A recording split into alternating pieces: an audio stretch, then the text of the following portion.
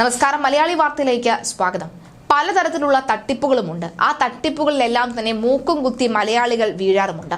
ഇപ്പോഴിതാ വിവാഹം എന്ന് കേട്ടാൽ സാധാരണഗതിയിൽ ഇപ്പോൾ 28 വയസ്സ് കഴിഞ്ഞ പുരുഷന്മാർക്ക് സ്ത്രീകളെ, യുവതികളെ കിട്ടുന്നില്ല, വിവാഹം കഴിക്കാനായി സ്ത്രീകളെ കിട്ടുന്നില്ല, യുവതികളെ കിട്ടുന്നില്ല എന്നൊരു ആക്ഷേപമുണ്ട്. അത് മുതലെടുത്തുകൊണ്ട് പലതരത്തിലുള്ള മാട്രിമോണിയൽ സൈറ്റ് വഴിയുള്ള തട്ടിപ്പാണ് പുതിയ രൂപം.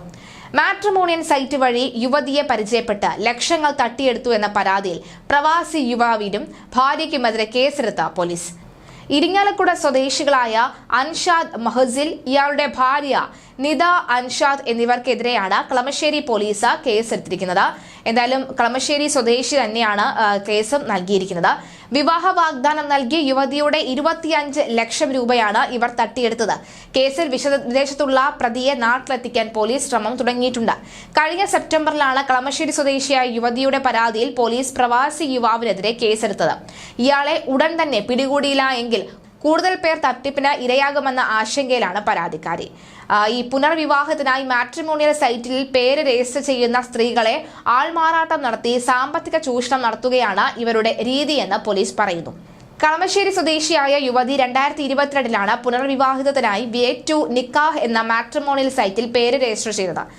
ഫഹദ് എന്ന പേരിൽ വ്യാജ മേൽവിലാസത്തിലാണ് അൻഷാദ് മാട്രിമോണിയൽ സൈറ്റിലൂടെ യുവതിയെ സമീപിക്കുന്നത്. യുവതിയെ ബന്ധപ്പെടുകയും ഇവരുടെ അമ്മയോട് മകളെ വിവാഹം കഴിക്കാൻ താല്പര്യമുണ്ടെന്ന് അറിയിക്കുകയും ചെയ്തു. താൻ വിവാഹമോചിതർ ആണ് എന്ന് അൻഷാദ് ഇവരെ പറഞ്ഞ് വിശ്വസിപ്പിക്കുകയായിരുന്നു.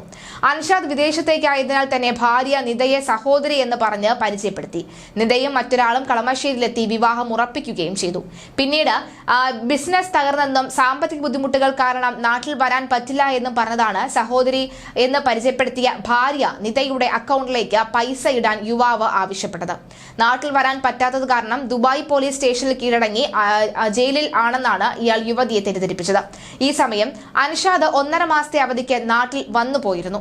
സംശയം തോന്നിയ യുവതി ഫഹദ് എന്ന പേരിൽ തന്നിരുന്ന വിലാസത്തിൽ അന്വേഷിച്ചപ്പോഴാണ് സംഭവം തട്ടിപ്പാണ് എന്ന് മനസ്സിലാകുന്നത്. അൻഷാദിന്റെ ഭാര്യയാണ് നിത എന്നും ദമ്പതികൾ 7ഉം 11ഉം വയസ്സുള്ള 2 പെൺമക്കളുടെ അമ്മയും അച്ഛനുമാണെന്നാണ് ബോധ്യപ്പെട്ടത്. തുടർന്നാണ് പോലീസിൽ പരാതി നൽകിയത്. അൻഷാദിനെ നാട്ടിലെത്തിക്കാനുള്ള ശ്രമത്തിലാണ് പോലീസ്. ഭാര്യ നിത നിലവിൽ ഇടക്കാല ജാമ്യത്തിലുമാണ്.